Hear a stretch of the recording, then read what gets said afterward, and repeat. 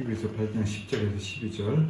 또 주께서 이르시되 그날 후에 내가 이스라엘 집과 맺을 언약은 이것이니 내 법을 그들의 생각에 두고 그들의 마음에 이것을 기록하리라.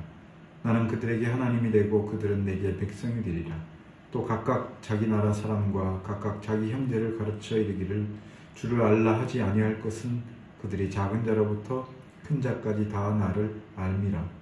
내가 그들의 불의를 긍휼히 여기고 그들의 죄를 다시 기억하지 아니하리라 하셨느니라. 아멘. 지난 시간에 거듭 말씀을 드렸지만 히브리서 8장이 말하고 있는 하나님의 언약이라고 하는 이 주제가 성경 자체로 뿐만 아니라 히브리서 본서 자체 안에서도 그 언약론을 말하는 아주 핵심적인 그 장을 차지하고 있다, 이런 말씀을 드렸습니다. 그래서 10절의 일부분을 중심으로 해서 성경에 나타난 다양한 언약 방식들 속에서 이미 하나님께서 값없이 주시는 은혜의 성격이 있다라는 차원에서 모든 언약들은 본질적으로 은혜 언약에 속하는 것으로 보아야 할 그런 이유를 제가 제시해 드렸습니다. 여기서 은혜의 성격이다, 은혜의 성격이 있다라고 하는 말은 어떤 의미를 가지냐면, 그것은 하나님과 우리가 맺은 그 언약이라고 하는 것이, 그 언약이 맺어지고 언약이 성취되는 데까지 이를 때 어떤 외적인 그 조건이나 그것을 수행하는, 이행하는 사람의 수고나 이런 노력에 의존하지 않는다라고 하는 것을 이 은혜의 성격을 말할 때 대비해서 말하는 중요한 그런 표현입니다. 그래서 사람이 비록 그 언약의 참여자죠, 언약의 당사자로 참여를 했습니다. 그리고 제시된 언약의 조건들, 그것들을 일부분 순종하고 지켰다 하더라도 그것이 언약의 성취, 그리고 언약의 완성, 그 완성을 통해서 얻게 될 혜택, 은택, 이런 것들에 대해서 아주 작은, 가장 작은 부분의 그 지분도 인간에게, 당사자로 참여한 인간에게 있을 수 없다라고 하는 이런 판단이 이 은혜의 성격을 가진 언약을 우리가 이해하는 데 있어서 아주 중요한 그런 기본 전제가 된다고 하겠습니다. 그래서 이런 전제를 가지고 하나님께서 사람과 맺으신 언약의 의미를 추적을 해 봤던 것이에요. 그래서 그때 말씀드릴 때 나는 그들에게 하나님이 되고 그들은 내게 백성이 되리라, 이것은 언약의 핵심이라고 그랬어요. 10절에 나와 있는 말씀. 그러나 이 언약의 핵심이 이 언약의 최종 목적은 아니다라고 했어요. 언약의 최종 목적은 뭔가? 언약의 궁극적이고 본질적인 그리고 최고의 목적은 뭔가? 그것은 바로 하나님의 영광이다 했습니다. 하나님께서는 궁극적으로 이 언약을 통해서 나는 그들에게 하나님이 되고 그들은 내게 백성이 되리라 라고 하는 것을 목적하였지만 그 목적의 마지막 종착점은 하나님 자신의 영광이다는, 하나님 자신의 영광.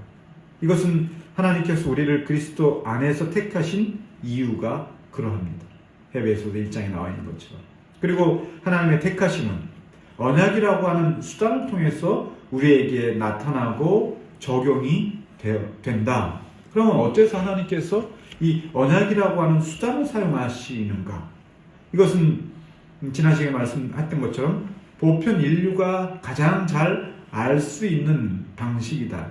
일종의 이것이 하나님께서 인간에게 적응한 그런 은혜의 성격이 있는 것이죠. 언약을 맺으신다라고 하는 것 자체가 적응의 성격이 있어요. 하나님께서 인간에게, 피조물에게.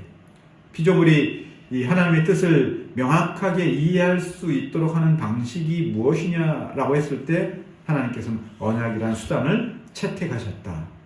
그래서 이 언약이라는 수단을 통해서 원하시는 바가 뭐냐라고 했을 때 하나님을 아는 것이다. 하나님을 아는 것을 위해서 하나님께서 언약이라고 하는 수단을 채택하셔서 우리에게 나타내시고 적용하셨다. 그럼 하나님을 안다라고 했을 때 그럼 하나님을 어떻게 아는가? 그것은 하나님을 알되 하나님과 피조물인 인간 자신이 어떤 관계인지를 통해서 하나님을 아는 거예요. 그렇지 않고서는 피조물은 창조주를 직접 직관적으로 하나님을 알 수가 없어요. 그렇게 피조물은 지음받지 않았습니다. 그래서 하나님께서는 그들과 자신과의 관계, 어떤 관계여야 하는가 하는 것을 바로 이 언약이라고 하는 수단을 통해서 알려주신 것이고, 그것이 창조 때 낙원에서 아담이 하나님과 맺은 언약을 통해서 하나님을 알아야 했다. 물론 하나님께서 무죄한 상태 아담에게 양심이라고 하는 그 내적 율법을 허락해 주셨지만, 그 내적 율법만 가지고서는 하나님의 뜻을 온전히 그리고 명확하게 알 수가 없었어요. 그래서 하나님께서는 아담과 언약을 통해서 나와 너희들이 어떤 질서와 관계 속에 놓여 있는가라고 하는 것을 아주 명확히 제시하셨던 것이죠.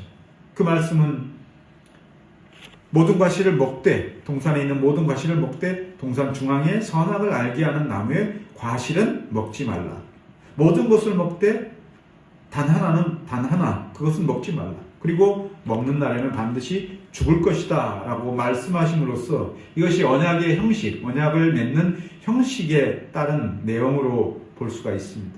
그래서 아담이 언약의 그 조건들을 따라 수행했어, 잘 지켜나갔어야 할 의무였기 때문에 이때 맺은 언약을 행위 언약이다, 우리 그렇게 불렀어요. 그럼에도 이 언약이 하나님 편에서 필연적으로 맺어야 할 그런 것은 아니었어요. 강제적으로 하나님께서 반드시 맺어야 할 그런 의무로서 맺은 언약은 아니었다라고 하는 점에서, 그리고 또 사람 편에서는 이 언약이 아니었어도 사람은 창조주인 하나님에게 온전히 순종하고 그의 뜻과 명령을 따라야 했을, 순종해야 될 의무가 사람 편에서는 필연적이었다. 하나님 편에서는 필연적이 아니었지만 사람 편에서는 필연적이었다라고 하는 점에서 이것은 은혜의 성격이 담겨져 있는 것이다라고 볼 수 있다는 거예요. 심지어 아담이 금지된 과실을 먹음으로써 첫 언약이 파기되었죠. 그럼에도 여전히 모든 인류는 첫 언약 아래 놓여 있는데, 왜 첫 언약 아래 놓여 있냐면 부정적인 의미에서 행위 언약의 형벌 아래 놓여 있다는 이 사실이 모든 인류가 영원한 죽음에 처해질 수밖에 없는 그 행위 언약의 형벌 아래 놓여 있다는 그런 증거죠. 비록 행위 언약을 지킴으로써 얻게 될 복으로부터는 우리가 탈락했지만, 제외됐지만, 행위 언약을 어겼을 때 치르게 될 그 형벌은 여전히 우리에게 주어지고 있다는 것입니다. 이런 반면에 하나님께서는 영원한 죽음에 처해져야 할 아담과 그의 후손들 중에 일부를 향해서 하나님께서는 또 은혜의 성격의 그 언약을 맺으십니다. 물론 이것은 일방적인 언약이었죠. 여자의 후손이라는 말로 상징하는 예수 그리스도를 통해서 영원한 죽음의 형벌에 처해져야 할 아담의 그 후손들 중에 일부를 구원하실 그 구속의 약속을 바로 아담이 타락한 직후에 맺으심으로써 이것 역시 은혜의 성격이 거기에 아주 풍성하게 나타나 있다. 당연히 마땅히 죽어야 될 자들을 하나님께서는 자신의 독생자 예수를 보내심으로 그들 중에 일부를 구속하시기로 하셨다라고 하는 것, 이건 역시 하나님께서 반드시 해야 될 그 필연적인 의무로서가 아니라 기뻐하고 자유롭고 값없는 은혜로서 그들의 중 일부를 구속하시기로 구원하시기로 하셨다라고 하는 점에서 은혜의 성격을 거기에 담아내고 있습니다. 언약에 담긴 이러한 은혜의 경륜은 시대와 대상과 조건들에 따라서 다양한 모습을 통해서 그 시대 사람들에게 주어졌어도 하나님께서 원하시고 목적하신 바는 마지막 날에 나타내실 경륜, 그 경륜은 바로 아들이신 예수 그리스도를 통해서 계시하신 것이고, 이 그리스도를 통해서 계시하신 복음을 은혜의 복음이다 라고 말할 수 있습니다. 그런 점에서 하나님께서는 창세 전부터 삼위 하나님 안에 있었던 동일한 뜻, 그 당신 자신의 영원한 영광과 그리고 피조물이 그 영광을 통해서 누리게 될 그 영원한 복을 위하신 그 하나님의 영원하신 뜻이 있었다라고 하는 그런 점에서 이 언약을 영원한 언약이다 라는 말로도 불린다는 거예요. 이런 의미, 하나님의 언약에 대한 이런 의미를 알면 알수록 우리는 하나님의 은혜 안에 머무르는 것이 얼마나 인생에게 복된 일인가. 그 은혜를 알고 깨닫고 그 은혜 안에 내가 머물러 있다라고 하는 이 확신을 갖는 것이 얼마나 복된 일이고 인생에 있어서 최선의 어떤 가치를 인식하게 되는 것인가 라고 하는 점들을 생각해야 된다. 이런 말씀을 드렸습니다. 오늘 말씀의 주제는 그들의 생각에 두고 마음에 기록할 하나님의 법이 무엇인가 10절 말씀을 중심으로 살펴보겠습니다. 저자는 본장 6절에서 예수 그리스도를 더 좋은 언약의 중보자로 소개를 했는데 이러한 소개는 앞서 하나님과 사람 사이에 중보하는 대제사장 그리스도를 이제는 언약의 중보자로서 소개하겠다라고 하는 그 전환점을 거기서 제시했습니다. 그래서 레위 제사 제도와 마찬가지로 그리스도로 말미암아 맺어진 이 새 언약이 옛 언약에 비해서 얼마나 탁월한지를 논하기 시작을 했어요. 7절부터 9절까지는 옛 언약이 가진 한계와 그 언약 아래 있었던 자들의 잘못을 제시하고 따라서 그 잘못과 그 한계를 통해서 새 언약이 다시 제시되어야 할 그 필요성, 그 이유들을 제시하고 있습니다. 10절부터 12절까지 옛 언약에 비해서 새 언약이 가진 여러 가지 특권들이 무엇인가를 거기서 제시했고 그리고 그러한 예시를 통해서 마지막 13절에 결과적으로 옛 언약은 낡아지고 쇠하여져서 없어져가는 것이다 라는 말로써 이 옛 언약이 이제 그 효력을 상실하고 폐지되었다라고 하는 것을 결론적으로 말하고 있습니다. 우리는 오늘 이 말씀을 통해서 하나님께서 새 언약 안에 주신 특권들이 무엇인가를 살펴볼 예정입니다. 그런데 저자는 10절부터 12절까지의 논지, 읽어서는 잘 우리가 파악하기 어렵지만 10절부터 12절의 논지를 우리가 통상적으로 알고 있는 그 구원의 서정에 있어서의 그 질서를 역순으로 제시하고 있다는 거예요. 10절부터 짧은 구절이죠. 물론 이제 구원의 서정의 모든 내용들을 다 여기에 포함시켜서 진술하는 것은 아니지만 구원의 서정에 그 질서가 있는데 그 질서의 역순을 제시를 하고 있어요. 먼저 10절에는 새 언약의 특권 혹은 특성에 대해서 뭐라고 말합니까? 하나님의 법을 그들의 생각에 두고 마음에 기록한다 그랬습니다. 하나님의 법을 그들의 생각에 두고 마음에 기록한다. 하나님의 법을 생각에 두고 사람의 생각에 두고 마음에 둔다라고 하는 말은 결국 한 인격체로서 그 인격체를 대변하는 것이 그 사람의 외모나 행실이나 말투나 뭐 여러 가지 보이는 그 모든 것들이 그 사람의 인격체를 보여주는 가장 그 뚜렷하게 보일 수 있는 그런 특성이지만 그것은 어디로부터 나오는가? 결국 모든 사람들의 행실과 그의 삶을 좌우하는 그 사람의 특질을 좌우하는 그 모든 것들의 원천은 그 사람의 가장 내밀한 부분에서 나오는 것이다. 물론 자신의 이 내면과 외면이 항상 동일하지는 않죠. 이 동일한 정도가 많고 적으냐에 따라서 위선자가 될 수 있고 진실한 사람이 될 수도 있는 그런 삶의 특성들이 있잖아요. 근데 우리는 결국 외적으로 비치는 모든 그 삶의 행실과 그 삶의 특성들은 결국 마음의 그 근원으로 내부로부터 나오는 것이다. 내부의 표현이다 라고 볼 수밖에 없어요. 그래서 여기서 말하고 있는 것처럼 생각과 마음이라고 하는 이 표현한 이것은 그 사람, 그 인격체의 내면적인 부분을 말하는 거예요. 그 내면적인 부분을 말하는데 이것을 먼저 말하는 이유라고 하는 건 결국 사람이 외적인 행실로 나타나는 경건의 모양과 형식이라는 것이 결국 그 사람이 가지고 있는 내면의 본질에서 출발하고 내면적 본질에서 나올 수밖에 없는 것이다는 말씀이에요. 이 경건의 모양과 형식이라는 건 뭡니까? 여기서는 보편 인류의 그 보편적인 특성을 말하는 게 아니잖아요. 언약 백성의 특질을 말하는 건데, 경건의 모양과 형식이라고 하는 것은 언약 백성의 아이덴티티, 정체성을 나타내는 그런 구체적인 요소들이라고 볼 수가 있어요.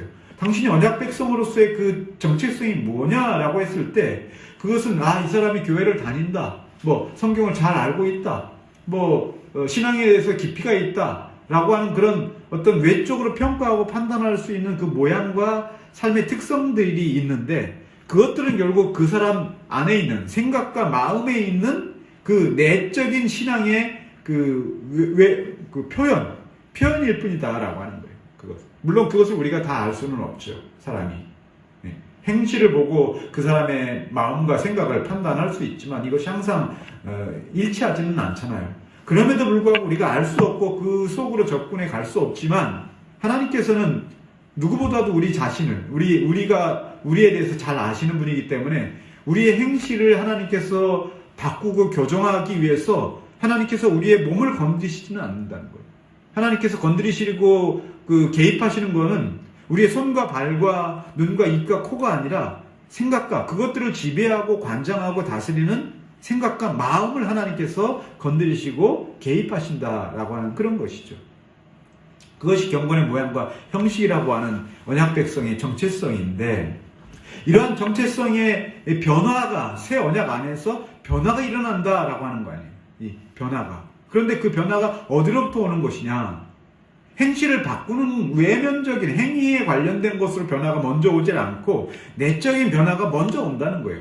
내적인 변화가 있을 때 그 내적인 변화를 통해서 그의 말투가 바뀌고 그의 행실이 바뀌고 그의 삶의 자세와 태도가 바뀌는 것이죠.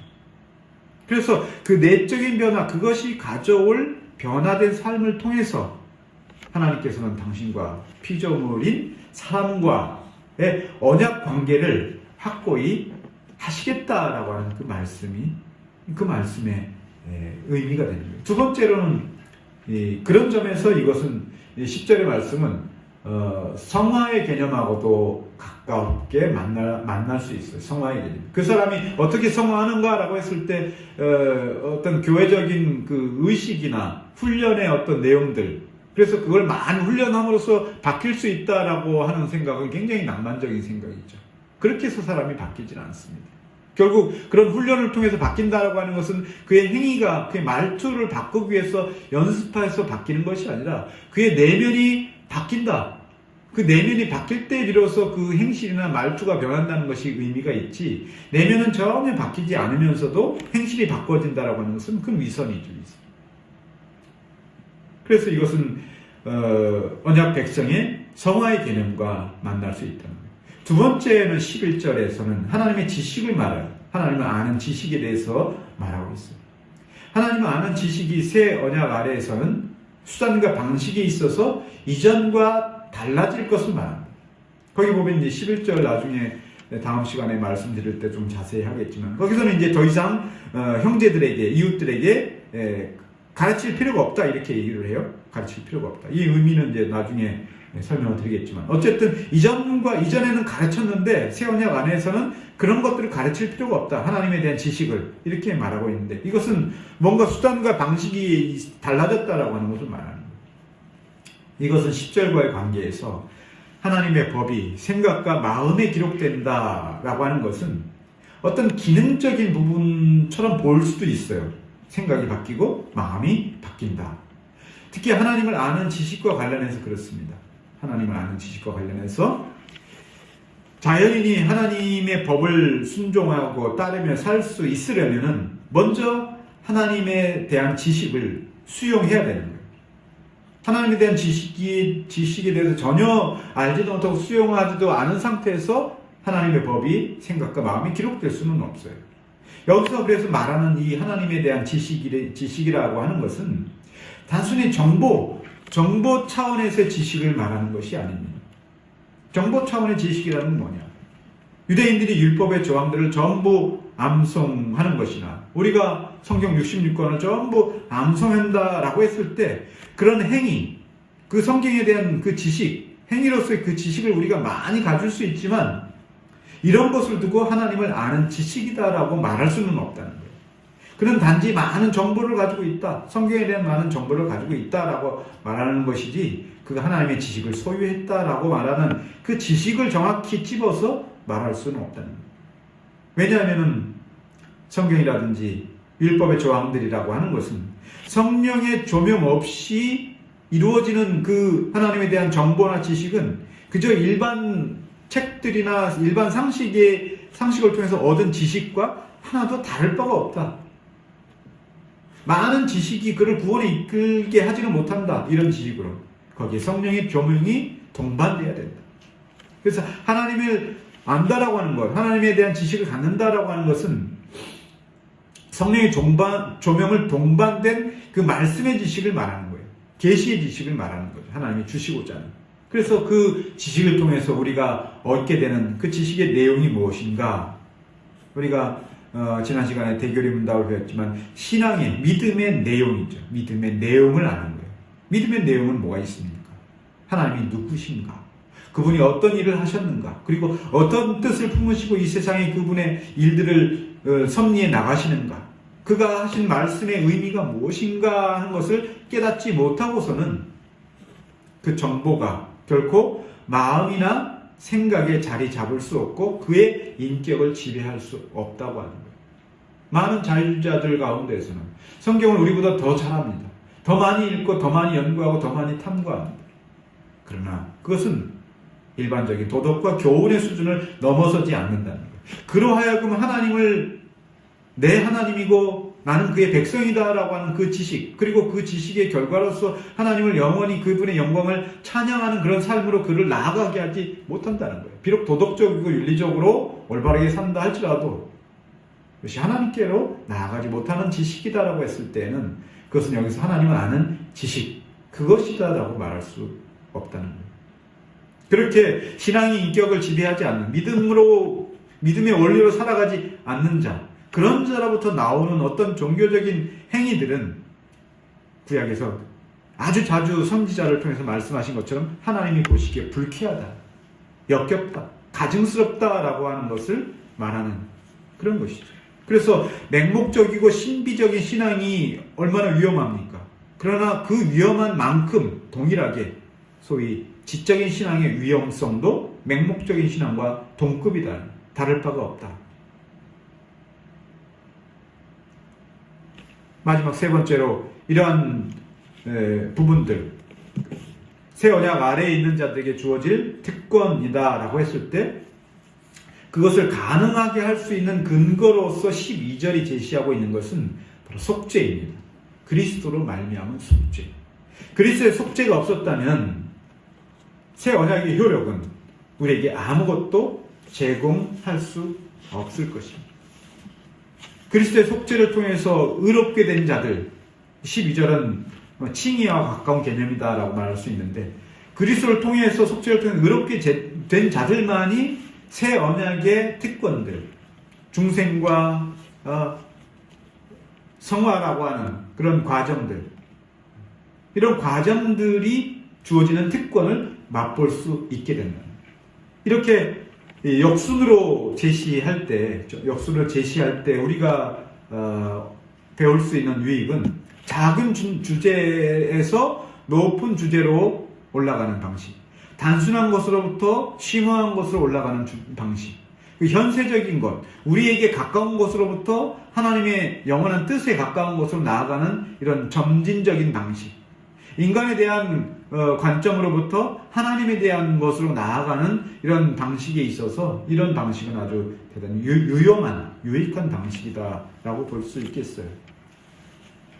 본서의 저자는 그런 의미로 구원의 서정에 있어서 일부 주제들을 역순으로 이렇게 기록하고 있는 것으로 보입니다. 새 언약의 이러한 특권들은 이런 시대, 즉 옛 언약 아래 그러면 그때는 없었는가? 아닙니다. 옛 언약 아래에서도 이러한 방식이 있었습니다.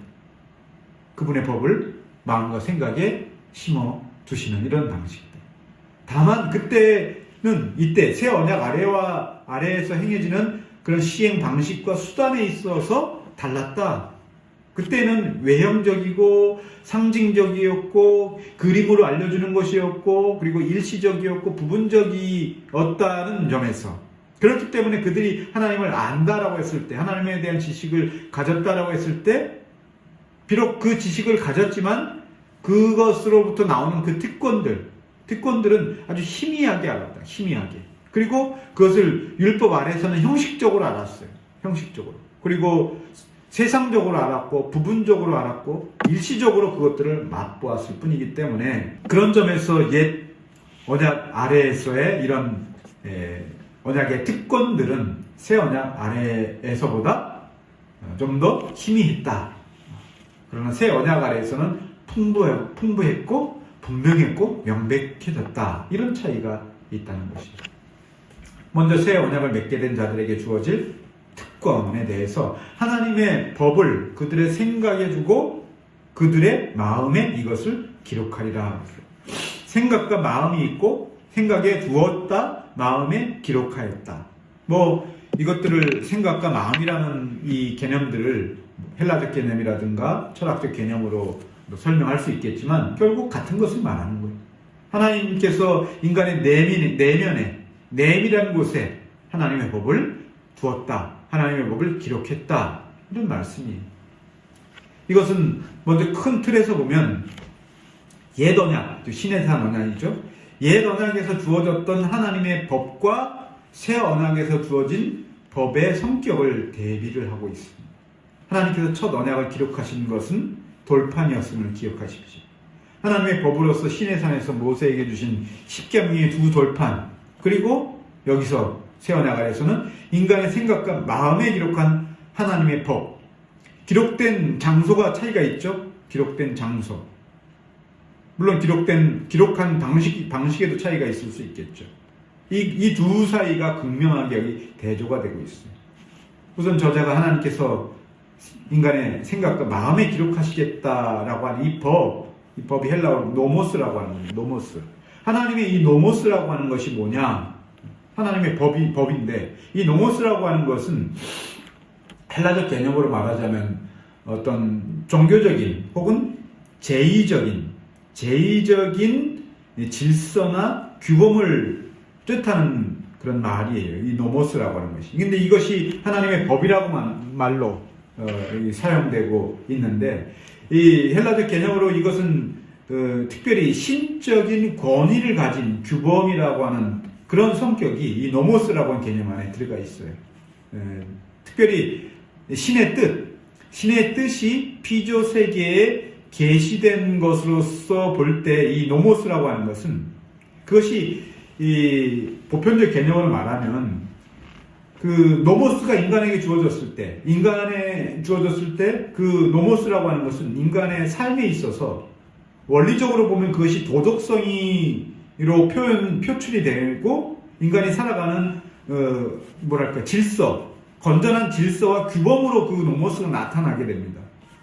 그래서 이것이 보편성을 가질, 노모스가 보편성을 가질 때 소위 우리가 말하는 공리가 돼요. 이 노모스 개념이 이 보편성을 띌 때는 공리로서, 이 공리라는 게 뭡니까? 공리라고 하는 것은 증명하지 않아도 되는 자명한 진리를 공리라고 얘기를 하죠. 누구도 부인할 수 없고 굳이 증명하지 않아도 되는 걸 공리라고 얘기를 해요. 그러니까 이 노모스라고 하는 것이 이 피조세계에 비춰졌을 때 그 피조세계를 지탱할 수 있는 가장 근본적인 도덕성이나 질서, 규범의 성격으로 표출이 된다는 거예요. 표출이. 정치적으로 이것이 사용될 때는 법률적 의미를 지녀서 고대 국가 시대에는 이것이 성문법 개념으로 이 노모스 개념을 사용하기도 했습니다. 그러나 저자가 여기서 이러한 헬라적 개념을 채용해서 노모스라는 말을 사용했다라고 보기는 어렵습니다. 그래서 오히려 우리는 이것이 예레미야서를 인용한 말씀이잖아요. 예레미야서에서 그러면 이 노모스가 어떻게 기록이 됐냐라고 했을 때 토라라고 하는 이 히브리어로 기록이 됐어요.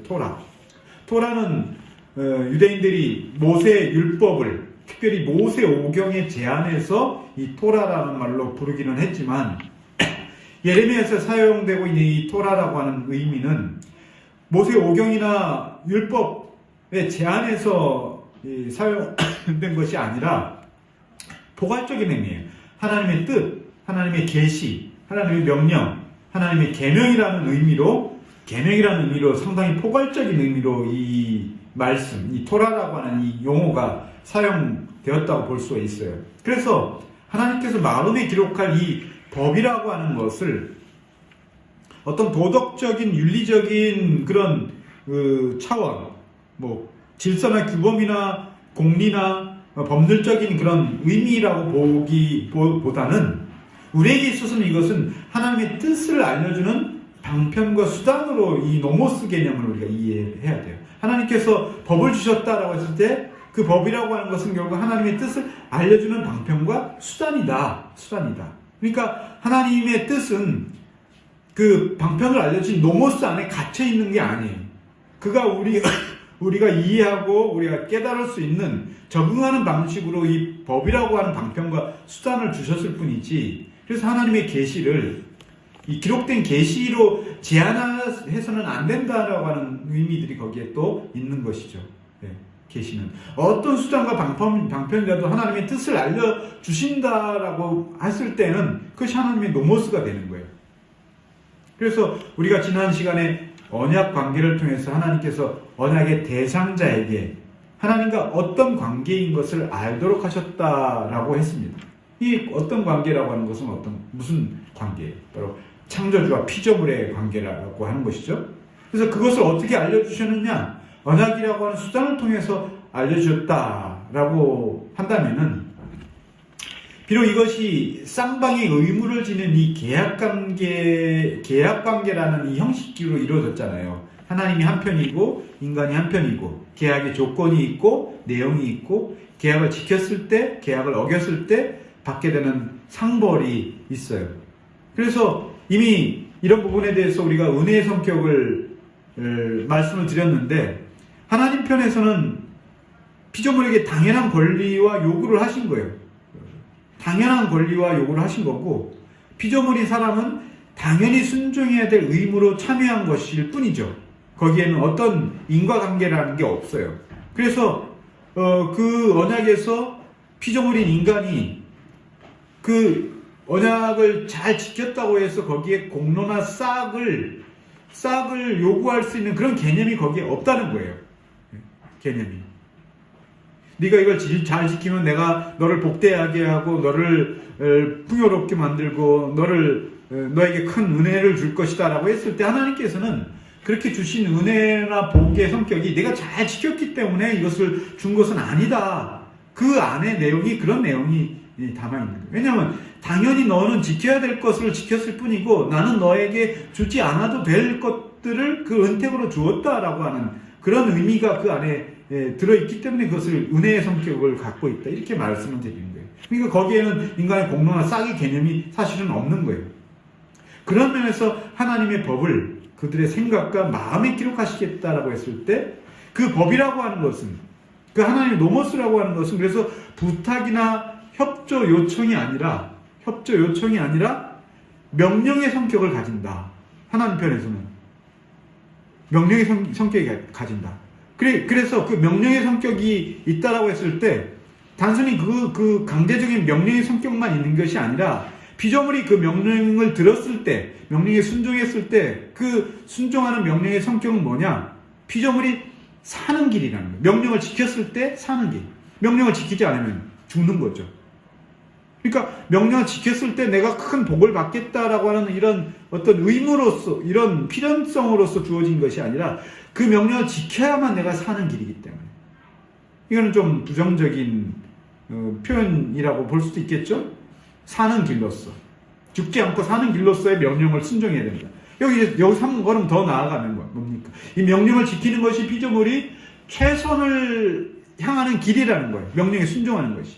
인생의 유일한 목적에 이르는 도정으로서의 성격, 길로서의 성격이 이 명령에 순종하는 이런 성격인데, 그래서 하나님의 법, 하나님의 말씀이라고 하는 것은 명령이라는 거예요. 이 성경은 임퍼라티브 성격을 가지고 있어요. 명령의 말씀으로 우리가 이해해야 됩니다. 하나님께서는 조언이나 부탁이나 이런 청원의 이 말씀이 아니라 명령의 성격이다.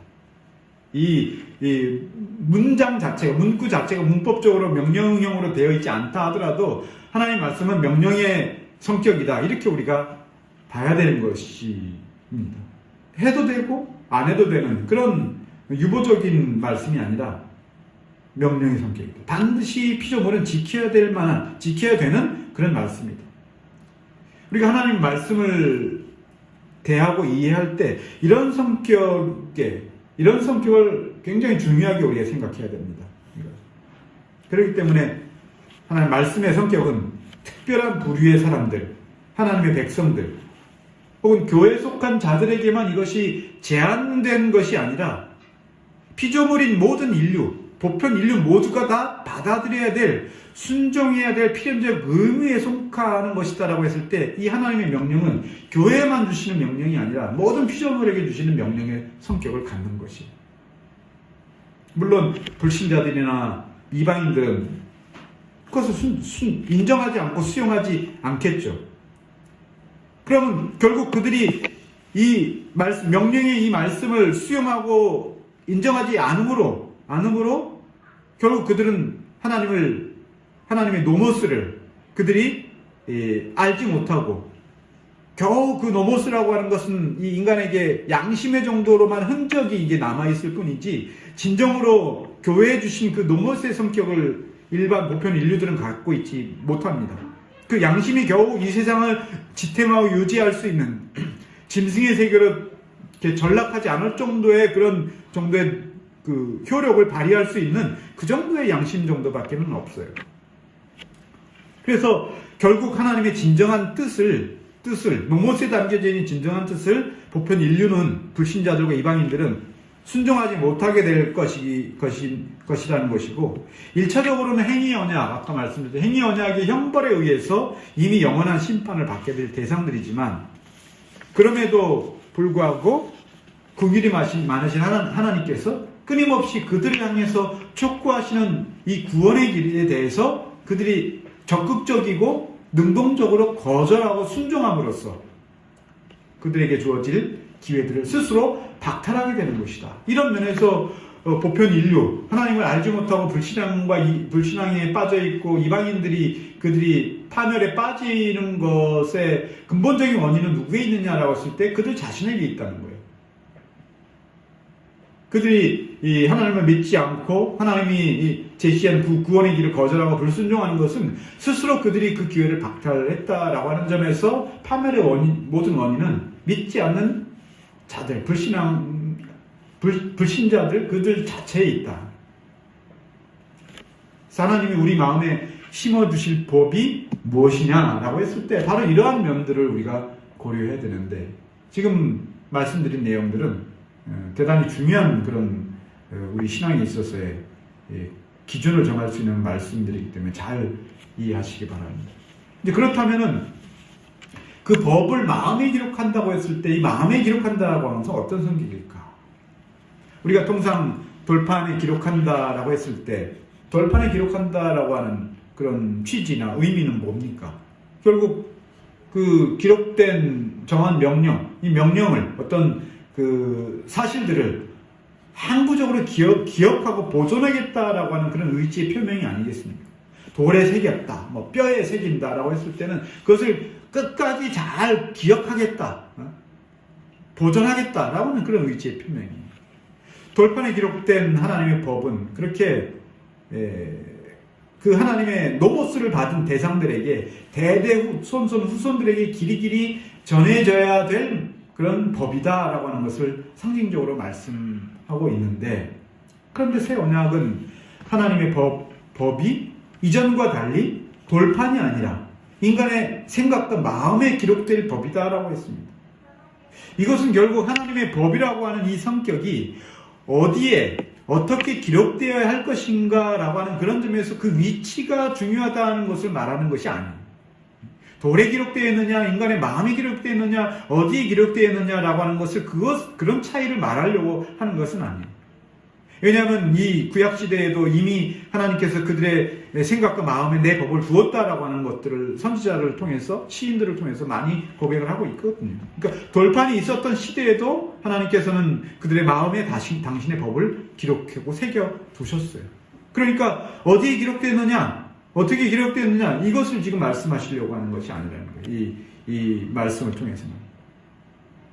돌에 기록된 글귀는 상식적으로 생각하면 인간의 생각과 마음에 기록된 것보다 더 오래 보존되고 더 변하지 않고 오랫도록 보존될 수 있습니다. 그러나 하나님께서 원하시는 것은 그것이 얼마나 오랫동안 보존되어야 할 것이었느냐라고 하는 것이 아니라 그 말씀을 듣고 그 마음을 그 말씀을 가진 자는 얼마나 온전하게 그 말씀, 그 법에 순종하면서 따르게 될 것인가, 바로 거기에 있었다는 거예요. 아무리 오래 보존되고 뚜렷하게 돌판에 기록되고 그 뼈에 새겨져 있다 하더라도 그것을 보고 듣고 배웠지만 그 법을 온전히 수용하지 않는다면 그 법은 아무런 효력을 발휘하지 못한다. 그리고 보다 더 중요한 점은 있습니다. 보다 중요한 점은 그 법이 새겨지고 보존되어야 한 그런 필연성에 있어서 하나님의 법은 그 대상에게 의존되어 있는 것이 아니다. 그 대상의 여부에 따라서 법이 유지되기도 하고 소멸되기도 하고 사라지는 것이 아니라 그것을 말씀하신 주체이신 하나님 자신에게 그것이 더 강조점이 거기에 부여되고 있다는 것이죠. 이것은 모세가 하나님께 2번이나 받았던 십계명의 두 돌판을 말씀하실 때 출애굽기 31장과 신명기 4장에서도 하나님께서 친히 쓰신 것이다, 이렇게 모세가 기록했어요. 하나님께서 친히 돌판에 쓰셨다. 오늘 본문에서도 여기 나와 있지 않지만 내가 그들의 생각에 내 법을 두고 내가 그들의 마음에 기록하리라. 1인칭 이 주격이 내가 두고 내가 기록하리라 라고 했을 때 하나님 자신이 우리 마음과 생각에 직접 쓰시겠다, 직접 두시겠다. 이것은 어떤 내개체도 통하지 않고 어떤 중간 단계도 거치지 않고 하나님께서 당신의 생각과 마음에 직접 하신다 라고 하는 이런 말씀이 여기에 담겨져 있는데, 이런 이 말씀의 의미들은 이 직접적인 사역은 11절에 나와 있는 에서 말하는 그 새 언약 아래 질서 아래서 각각 자기 형제에게 주를 알라고 가르치지 않는다 라고 하는 이 말씀에 의해서 맥락이 같이 이어집니다. 이건 이제 다음 시간에 말씀을 드릴 거예요. 또한 생각과 마음에 기록하신다라고 하는 것은 말씀이 단지 기록된 장소가 바뀌었다라고 하는 것만을 말하지 않습니다. 사람의 말씀을 보고 듣고 읽을지라도 그 말씀이 실제로 효력을 발휘하게 되는 것은 그의 마음과 생각에 하나님의 영의 역사가 동반되어야 합니다. 사람의 생각과 마음도 항구적으로 순전하게 유지되지 않습니다. 특별히 하나님의 법에 순종하고 따르는 일에 있어서는 더더욱 인간의 생각과 마음은 불규칙하고 아주 변덕스럽고 희미합니다. 선지자는 사람의 마음을 돌같은 마음으로 비유합니다. 돌같은 마음. 로마서 2장에서도 사도는 율법 없는 이방인들에게도 양심을 마음에 새긴 율법이다라고 부르기는 했지만, 이때 사도가 말하는 양심이라고 하는 것은, 양심이 마음에 새긴 율법이다라고 하는 것은, 이때의 양심은 무지한 상태에서 아담이 받았던 그 순수한 양심, 오로지 그 양심이 하나님만을 향하고 하나님의 법에 순응하는데 최적화된 그런 양심을 가리키는 것이다. 타락한 이후의 양심은 이런 정도가 아니죠. 타락한 인간의 양심은 어느 정도 힘을 발휘하고 있지만 그 어느 정도 남아있는 그 정도라고 하는 것이 뭐냐? 그 죄로 인해서 하나님을 향해서는 완전히 그 양심은 단절되었고, 다만 자연세계, 피조세계를 향한 양심이라고 하는 것은 어느 정도 불규칙하고 변덕스럽지만 마치 골방의 뒷방에 갇혀있는 그 유물처럼 그렇게 어느 정도 남아있는 그런 오염된 양심만 있을 뿐이기 때문에 양심이 우리들에게 하나님의 법을 대신한다라고 결코 말할 수가 없다는 거예요. 그럼 피조세계에도 그렇지만 하나님과 관련해서는 더더욱 그것은 기능이 상실되었다라고 말할 수밖에 없는 것이죠. 이제 이 말씀에 대한 교훈과 적용의 말씀 간단하게 정리하도록 하겠습니다. 그러므로 우리가 오늘 교훈을 얻을 수 있는 것은 하나님께서 인간의 생각과 마음을 성령의 내적인 역사로 우리를 이끌어 주시지 않는다면 인간은 하나님을 향해서 아무것도 할 수 없는 존재다라고 하는 것을 우리가 인정해야 돼요. 인정해야 돼요. 우리 노력과 수고와 어떤 힘과 능력으로 무언가 해보려고 하는 그 시도 자체가 하나님 앞에서 불경이 될 수 있다는 거예요. 요한복음 6장 44절에 나를 보내신 아버지께서 이끌지 아니하면 아무라도 내게 올 수 없다. 아주 단순한 말씀으로 이해하자면 내가 하나님을 믿고 교회를 나오게 된 그 계기들이 있죠. 어떤 사람에 따라서는 기다란 사건을 통해서 교회를 나가게 된 경우도 있고, 어떤 사람은 모태 신앙을 통해서 나온 분들도 있고, 친구를 통해서든 각자의 다양한 계기들이 있습니다. 그 계기를 하나님께서 인정해 주신다는 거예요. 그러나 우리는 그것을 내 수고, 내 공로와 내 능력과 내 역할로서 우리는 그렇게 인정하면 안 된다는 거예요. 하나님께서 나를 이끌지 아니하신다면 내가 교회를 나오는 것도, 신앙을 갖게 되는 것도 그것은 내 일이 아니다, 내 역사가 아니다라고 하는 이런 고백이 있는 거예요. 그렇지 않으면 예수님께서 아버지께서 이끌지 않으면 아무도 내게 올 수 없다라고 하는 이 말씀이 부분적으로 맞거나 빈말이 될 수 있는 거죠. 이 말이 사실이라면 내가 아버지께 그리스도에게로 나오는 데 있어서 내가 한 역할은 아무것도 없다. 내가 기계가 되어서 저절로 이끌려 나왔다는 뜻이 아니라 거기에 내 지분이 없다는 거예요. 신앙을 갖는 데 있어서 내 지분은 없는 것이다. 있다고 말할 그런 하등의 가치가 없을 정도로 희미하다. 사도행전 16장 14절에 중요하고 아주 잘 알려진 말씀이 있잖아요. 두아디라 성의 루디아라고 하는 여인이 바울에 전한 복음을 들었을 때 주께서 그 마음을 열어 바울의 말을 따르게 하신 이 일 속에서 분명하게 이러한 원리가 제시되었습니다. 하나님의 말씀을 읽고 배우고 연구하고 묵상하는 일의 중요성, 이거는 두말할 것도 없죠. 이거는 게을리하고 나태한 것 자체가 그것은 잘못이죠. 이거는 너무나 중요한 일이에요. 그럼에도 하나님께 지혜와 은혜로 강구하지 않는다면 이렇게 하는 모든 수고는 아름다운 열매로 이어지지 못할 것이다. 특별히 개혁신앙을 추구하는 사람들이 이러한 그 유혹, 범하기 쉬운 그 잘못이 여기 많이 걸려듭니다. 지적인 호기심과 지적인 만족을 추구하는 미혹에 우리는 빠지지 않도록 매일 그렇게 경계해야 됩니다. 또한 그러한 수고로 노력으로 얻어진 지식과 정보를 다른 사람을 낮게 보거나 비난하는 그런 무기로 사용해서도 안 되는 것이죠. 하나님의 법이 우리 내면에 심겨졌다라고 했을 때 그 심겨진 법이 맺는 열매는 뭐냐? 결국 하나님이 누구신가? 자기 존재감, 자기의 존재의 위치, 이거를 너무나도 뼈저리게 아는 것으로 귀결될 수밖에 없고 귀결되어야 한다는 거예요. 그래서 이 하나님의 지식은 10절에서 말하고 있는 것처럼 나는 하나님의 백성이다, 하나님이 나의 하나님이다라고 하는 이 언약 관계를 인식하게 되는 것이고, 그리고 이렇게 해서 내면화된 지식은 결국 우리들이 그 지식을 가진, 하나님 아는 지식을 가진 우리들의 모든 삶의 자세와 방향과 목적이 하나님의 뜻과 영광을 위한 것으로 그렇게 귀결이 되어야만 한다는 거예요. 오랜 시간 동안 이런 신앙을 고백하고 배우고 익히고 자기 안에 그건 많이 있음에도 불구하고 자기 삶에 이런 특성이 나오지 않는다는 것은, 그것은 그 지식이 성령의 조명에 의해서 신앙을 양육하고 자라게 하는 그 지식으로 나아가는 그런 지식이 아닐 수 있다는 것을 우리는 굉장히 두렵게 생각을 해야 돼요.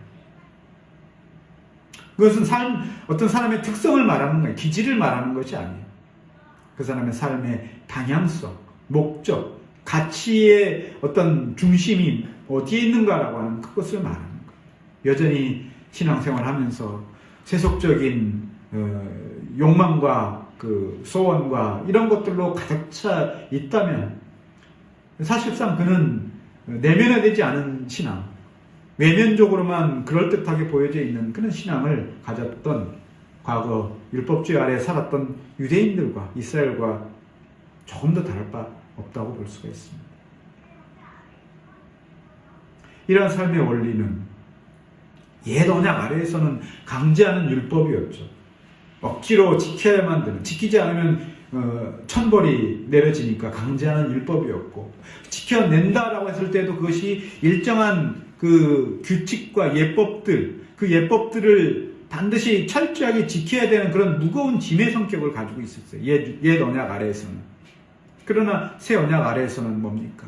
새 언약 아래에서는 하나님의 노모스가 우리의 생각과 마음에 심겨지고 기록됐다라고 했을 때 그것 자체, 노모스 그것 자체가 이미 우리의 내면의 의지에 심겨지고 만들어지는 것이기 때문에 그런 하나님의 법을 가진 사람은 그가 자발적으로 자신의 삶을 인생의 최고의 목적을 위해서, 그리고 자기가 하는 모든 일들을 이 목적을 달성하고 이 목적을 이바지하는 방향으로 살아간다고 했을 때 그 강제적이고 예속된 무거운 짐의 성격이 아니라 자발적으로 나아가게 된다는 거예요. 그 이제 다른 말로 하면 기뻐하고 즐거워한다는 말이잖아요. 기뻐하고 즐거워한다는 이 말을 뭐 오락을 우리가 즐기면서 막 그런 게 아니에요. 즐거워하고 기뻐한다는 것은 그 안에는 고난도 있고 시련도 있고 인내도 있고 기다림도 있고 이런 기뻐함과 즐거움이라는 거예요. 그런데 그것이 심판을 받을까 두려워서 하는 율법 아래서의 그 내면화된 신앙인의 그 특성이 아니라 지금은 나도 모르게 내 마음에 그런 마음이 생겼다라고 하는 것은 내가 그 마음을 가지려고 했던 것이 아니라 하나님의 법이 내 생각과 마음의 그 원천에 심겨졌기 때문에 그런 생각을 가질 수 있다는 것이죠. 전에도 한번 말씀을 드렸지만 이미 우리가 의지를 발동할 때 그 의지를 발동하기 이전에 이미 내 의지의 그 방향성이 이미 결정된다라고 하는 이 과학적 그 연구 결과들이 있다고 하는 건데, 그게 나노초가 됐든 수초가 됐든지 간에 이미 어떤 방향성이 정해지고 그 다음에 내 의지가 생긴다라고 했을 때 노모스의 개념은 바로 의지가 발동하기 이전에 역사하는 내가 스스로 이렇게 해야 되겠구나라고 하는 의지가 발동하기 이전에 심겨졌기 때문에 우리는 하나님께서 내 생각과 마음의 법을 심겨주셨다라고 했을 때 그것을 인식을 못합니다. 우리 자신이 이미 그 이전에 너머에서 시작을 하셨기 때문에. 그러니까 우리는 내가 의지를 가졌다, 의지를 발동해서 어떤 그 열심히 수고했다, 이런 그 것들이 나오는 것이죠. 우리 안에 우리가 그렇게 인식이 되는 것이죠. 이런 말씀을 들을 때는 내가 의지를 발동하고 수고했다, 땀 흘려서 수고했다라고 했을 때 이런 말씀이 내가 내 공로의 자리라는 게 그게 아무것도 없구나, 이런 고백을 우리가 할 수 있게 되는 거예요. 이걸 알게 될 때. 그것은 맺어진 열매, 그것을 우리가 맺어진 열매라고 했을 때, 성화라고 하는 이 삶의 특성을 맺어진 열매라고 했을 때 열매는 어디서 나옵니까? 씨앗에서 나오는 거예요. 심겨진 씨앗에서 나오는 것이 열매죠. 씨앗이 심겨지지 않고 열매가 나올 수 없습니다. 하나님께서 그 법을 씨앗으로 우리 안에 심어주셨다면 우리 삶으로서 나오는 그 열매의 성격은 이 씨앗의 그 원인이 있다는 거예요. 씨앗.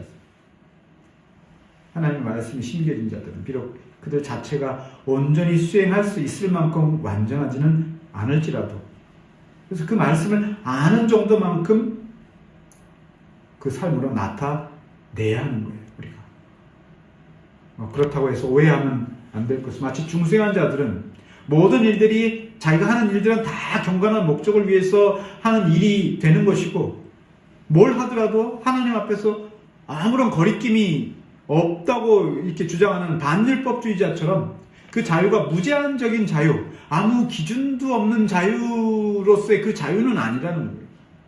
자유는 언제든지 노모스 아래에서 그 가르침과 교훈과 길을 따라서 가는 그런 경건과 자유의 방향과 범위가 거기에 있는 것입니다. 그러나 우리는 그것을 어떤 제한된 어떤 틀로 이렇게 인식하지 못할 뿐이죠. 그러므로 새 언약 아래에서 주님께서 교회에 제정하신 일정한 질서와 도리와 규범들은 하나님께서 우리의 내면에 일하실 수 있는 계기와 수단과 통로가 되기 때문에 우리가 조심해야 될 것들은, 그리고 부지런히 해야 될 것들은 교회 안에 마련된 거룩한 규례들을 경시하거나 소홀히 해서는 안 된다는 것입니다. 주일의 공예배는 언약 백성이 일원으로서 하나님을 영화롭게 하며 영광을 올려드리고자 하는 우리의 내면적 신앙의 첫 번째 수위에 있는 행위, 제일 높은 자리에 있는 행위고 그것은 영원히 지속될 일이라는 거예요. 이와 더불어서 찬송과 기도와 헌상을 통해서 우리의 생각과 마음과 행위가 언제나 같은 목적에 이바지할 수 있도록 충실히 수행해야 되는 거예요. 하나님께서 은혜라고 하는 이 샘물을 주실 때 이 교회, 신약 교회 아래에서의 만들어진 이 규례들, 질서들, 이런 거룩한 규례들은 그 은혜의 샘물을 받을 수 있는 그릇이라는 거예요. 이 그릇이 없으면 우리가 그 은혜를 받을 수가 없어요.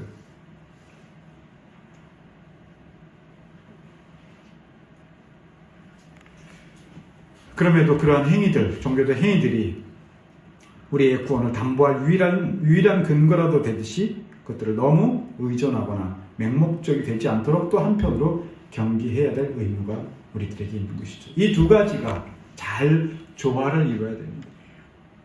그런 질서와 규례와 형식이 없이 우리의 내밀한 신앙이 담아낼 그 그릇이 없는 것이고, 그릇에 집착하다 보면 거기에 담아낼 내밀한 신앙이 사라지게 되는 이런 아이러니가 발생할 수밖에 없는 것이 인간의 연약함입니다. 오늘도 여러분들이 이 하나님의 법이 우리 생각과 마음에 심겨졌다라고 하는 그런 의미가 무엇인가라고 하는 것들을 오늘 좀 자세하게 살펴봤는데, 이런 말씀을 붙잡고 여러분들이 주어진 삶을 하나님의 법의 원리와 교훈에 맞게 잘 순종하면서 살아가시는 여러분들 되시기를 바라겠습니다.